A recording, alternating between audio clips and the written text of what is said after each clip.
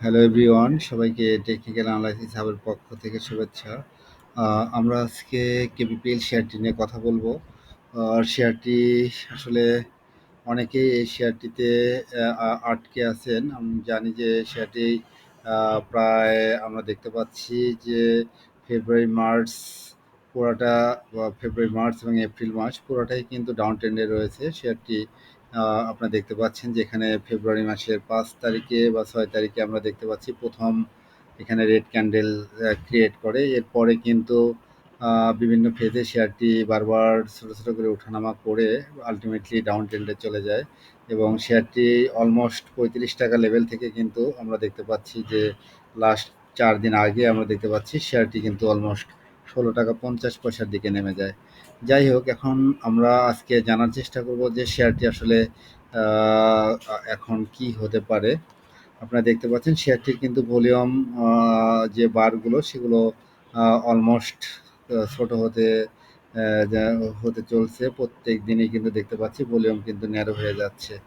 আর প্রাইসের যে মুভমেন্ট সেটাও কিন্তু অলমোস্ট আমরা দেখতে পাচ্ছি লাস্ট 4 দিন আগে, অর্থাৎ এটা 27শে এপ্রিল। এই দিন কিন্তু শেয়ারটি অনেক নিচে নেমে যায়, অর্থাৎ অলমোস্ট 16 টাকা 50-60 পয়সার দিকে নেমে যায় এবং দিন শেষে কিন্তু শেয়ারটি কিন্তু আবারও বাউন্স ব্যাক করে আলটিমেটলি হল্টেড হয়ে যায়। তো যাই হোক, শেয়ারটি আমরা জানি যে শেয়ারটি আসলে অলমোস্ট এই গ্যাপটা পূরণ করার জন্য হয়তো 18 টাকা 80 বা 90 পয়সার দিকে হয়তো সর্বনিম্ন আসার কথা ছিল। যাক, সেই রেঞ্জটাকেও ব্রেক করে কিন্তু এই নিচে নেমে যায় এবং একটা আমরা দেখতে পাচ্ছি এখানে একটা সুন্দর ক্যান্ডেল করেছে। এই ক্যান্ডেল আসলে এই দিন প্রচুর বাই প্রেশার ছিল এবং সেই বাই প্রেশারের পরে কিন্তু আমরা দেখতে পাচ্ছি যে লাস্ট 4 দিন হলো শেয়ারটি কিন্তু অলমোস্ট এই ক্যান্ডেলের উপরেই কিন্তু লেনদেন হচ্ছে। তবে প্রাইসের মুভমেন্ট কিন্তু খুবই কম। এই 4 দিনে আমরা দেখতে পাচ্ছি প্রাইস খুব বেশি ভেরিয়েশন দেখাতে পারেনি। তো যাই হোক, আমরা দেখতে পাচ্ছি যে এই দুইটা ক্যান্ডেলে যে পরিমাণ লেনদেন হয়েছিল আমরা দেখতে পাচ্ছি এই ক্যান্ডেলের যে এখানে লেনদেন আমরা অলমোস্ট এই জায়গায় কিন্তু 14-15 লাখ শেয়ার লেনদেন হয় এবং পরের দিনও কিন্তু আমরা দেখতে পাচ্ছি অলমোস্ট 12 লাখের মতো লেনদেন হয়। তো এই দুইটা ক্যান্ডেলে যে পরিমাণ লেনদেন হয়েছিল সেই শেয়ারগুলো কিন্তু অলমোস্ট আজকে এবং গত বৃহস্পতিবারে কিন্তু ম্যাচিউর ছিল। যাই হোক, এই এই 14 বা 14 দুগুণে 28 লাখের মতো শেয়ার কিন্তু অলমোস্ট ম্যাচিউরড হয়ে গেছে এবং সেই শেয়ারগুলো কিন্তু আজকেও কিছুটা সেল প্রেশার ছিল। তো আশা করা যায় যে গত 4 দিনের যে এই ছোট ক্যান্ডেলগুলো দেখতে পাচ্ছেন এগুলো কিন্তু খুবই কম ভলিউমে কিন্তু লেনদেন হয়েছে, নিচের দিকে দেখতে পাচ্ছেন। তো সেই ক্ষেত্রে আগামীকাল সকালের দিকে হয়তো একটু স্লো থাকতে পারে। এরপরে শেয়ারটি কিন্তু এখান থেকে একটা মুভমেন্ট আসার সম্ভাবনা রয়েছে, যেহেতু আমরা দেখতে পাচ্ছি এই ক্যান্ডেলগুলোর যে ভলিউম ছিল বা যারা শেয়ারটি কিনেছিল এই লেভেলে, অর্থাৎ এখানে কিন্তু বায়ারলেস ছিল শেয়ারটি। তো বায়ারলেস ফেজে কিন্তু শেয়ারটার একটা বড় ভলিউম কিন্তু কোনো একটা পক্ষ বা কোনো কিছু বিনিয়োগকারী কিন্তু কেনার সুযোগ পায়। তারা কিন্তু মোটামুটি 16 টাকা 50 পয়সা বা 60 পয়সা লেভেল থেকে অলরেডি 22 টাকা 23 টাকায় কিন্তু বিক্রি করার সুযোগ পেয়েছে। যাই হোক, তারা অনেকটাই প্রফিট বুক করতে পেরেছে, যার কারণে শেয়ারটি কিন্তু এখন স্লো রয়েছে এবং এই দুইটা ক্যান্ডেলের যারা সেল করার তারা কিন্তু গত 2 দিনে সেল করেছে। আশা করা যায় আগামীকাল সকালে একটু স্লো থেকে শেয়ারটি কিন্তু আগামীকালই মুভ করার সম্ভাবনা রয়েছে। সেক্ষেত্রে শেয়ারটি যদি এই 22 টাকা 50 পয়সার এই রেঞ্জটাকে ক্রস করতে পারে, এটা তার একটা স্ট্রং রেসিস্ট্যান্ট জোন। এটা যদি ক্রস করতে পারে তাহলে কিন্তু আলটিমেটলি দুইটা ঘটনা ঘটবে। নাম্বার ওয়ান হলো সে কিন্তু অ্যাভারেজ লাইনের উপরে উঠে যাবে। নাম্বার টু হলো সে তার রেসিস্ট্যান্সকে ব্রেক করবে। অর্থাৎ এইখানে কিন্তু আগামীকাল একটা হল্টেড বা বড় একটা প্রাইস মুভমেন্ট বা একটা ফুল বডি ক্যান্ডেল খুবই প্রয়োজন। তাহলেই কিন্তু শেয়ারটি নতুন করে হয়তো আশা জাগাতে পারে।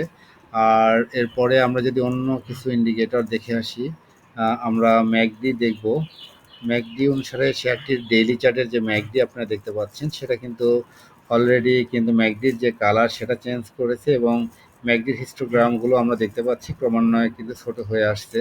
সেক্ষেত্রে ম্যাকডি কিন্তু হয়তো আর একদিন যদি ছোট হয় তাহলে কিন্তু ম্যাকডি অলমোস্ট জিরো লাইনের খুবই কাছাকাছি চলে আসবে এবং আমরা দেখতে পাচ্ছি যে সিগন্যাল লাইন ম্যাকডি লাইনকে কিন্তু ক্রস করার জন্য দুটা খুবই কাছাকাছি অবস্থান করার চেষ্টা করছে।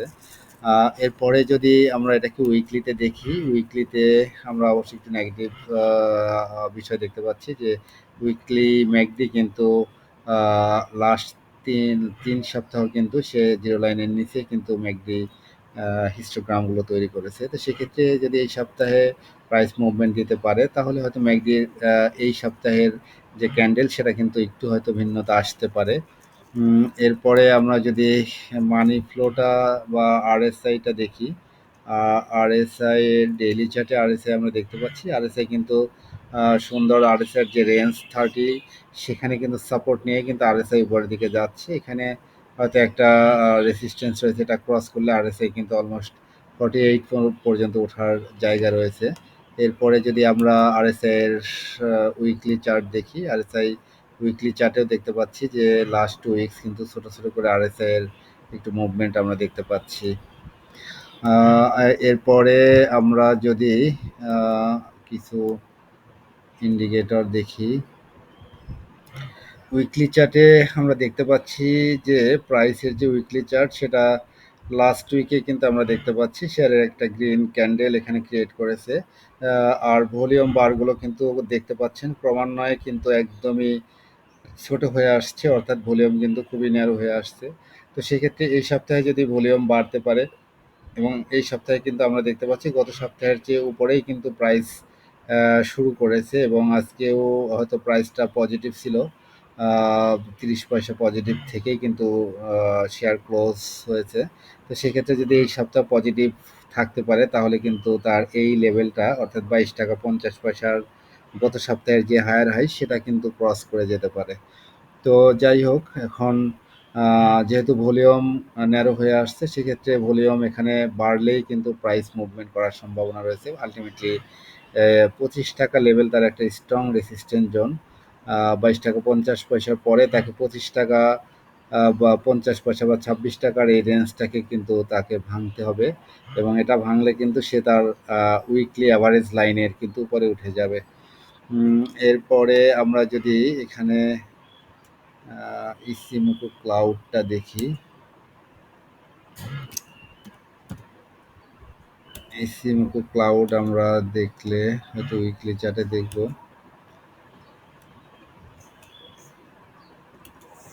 আপনারা ইসিমোকো ক্লাউড দেখতে পাচ্ছেন। ইসিমোকো ক্লাউড অনুসারে আসলে যেহেতু অনেক দিন ধরে এই শেয়ার প্রাইস প্রায় 2 মাস 3 মাস ধরে যেহেতু ডাউন ট্রেন্ডে রয়েছে সেক্ষেত্রে ইসিমোকো ক্লাউডকে ভেদ করে ডাউন ট্রেন্ডের কিন্তু আমরা দেখতে পাচ্ছি যে ইসিমোকো ক্লাউডের নিচে অবস্থান করছে। এক্ষেত্রে ক্লাউডের যে লোয়ার ব্যান্ড সেটা কিন্তু 23 টাকা রেঞ্জের দিকে রয়েছে। সেক্ষেত্রে এই রেঞ্জ ব্রেক করলে তারপর হয়তো নতুন করে ক্লাউডের মধ্যে ঢোকার হয়তো চান্স রয়েছে। এরপরে যদি আমরা বলিঙ্গার ব্যান্ড দেখি, বলিঙ্গার ব্যান্ড অনুসারে বলিঙ্গার ব্যান্ড আমরা দেখতে পাচ্ছি ডাউন ট্রেন্ডের শেষে কিন্তু এদিকে বলিঙ্গার ব্যান্ডের বাইরে চলে যায়। এখন আলটিমেটলি মিড বলিঙ্গার ব্যান্ড যেটা রয়েছে সেটা কিন্তু 22 টাকা রেঞ্জে। সেক্ষেত্রে এটা যদি আগামীকাল ক্রস করতে পারে তাহলে হয়তো আপার ব্যান্ড আমরা দেখতে পাচ্ছি অনেক উপরে 28 টাকার দিকে রয়েছে। 28 টাকা আলটিমেটলি তার একটা বলিঙ্গার ব্যান্ডের অনুসারে তার একটা রেসিস্ট্যান্ট জোন।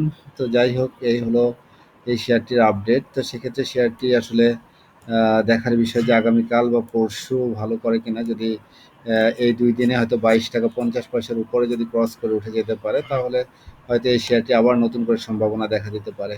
যাই হোক, শেয়ারটি যারা হোল্ড করছেন তারা অবশ্যই হয়তো শেয়ারটি অবজারভেশনে রাখতে পারেন যে শেয়ারটি যেহেতু লাস্ট 4 দিন একই লেভেলে কিন্তু প্রাইস ধরে রেখেছে এবং অন্যদিকে ভলিউম কিন্তু কমতে দেখা যাচ্ছে, সেক্ষেত্রে এই শেয়ারটি একটু লেনদেনের ভলিউম বাড়লে কিন্তু শেয়ারটি উপরের দিকে যাওয়ার সম্ভাবনা রয়েছে।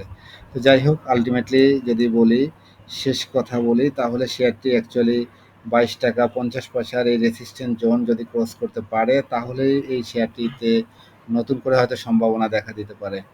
যাই হোক, এই হলো এই শেয়ারটির সর্বশেষ অবস্থা। যারা হোল্ড করছেন তাদের সবারই মঙ্গল হোক এই কামনা করি। আর এই চ্যানেল থেকে যারা উপকৃত হয়েছেন এবং শেয়ারগুলোর অ্যানালাইসিস পেতে চান তারা অবশ্যই চ্যানেলটি সাবস্ক্রাইব করবেন এবং লাইক ও কমেন্টস করে এই চ্যানেলের পাশে থাকবেন। সবার জন্য শুভকামনা থাকলো। আর মার্কেট হয়তো এখান থেকেই ঘুরে যাবে ইনশাল্লাহ। তো সেক্ষেত্রে সবার মঙ্গল কামনা করছি এবং মার্কেট হয়তো ভালো হোক এই কামনা করছি। সবার জন্য শুভকামনা থাকলো। আসসালামু আলাইকুম।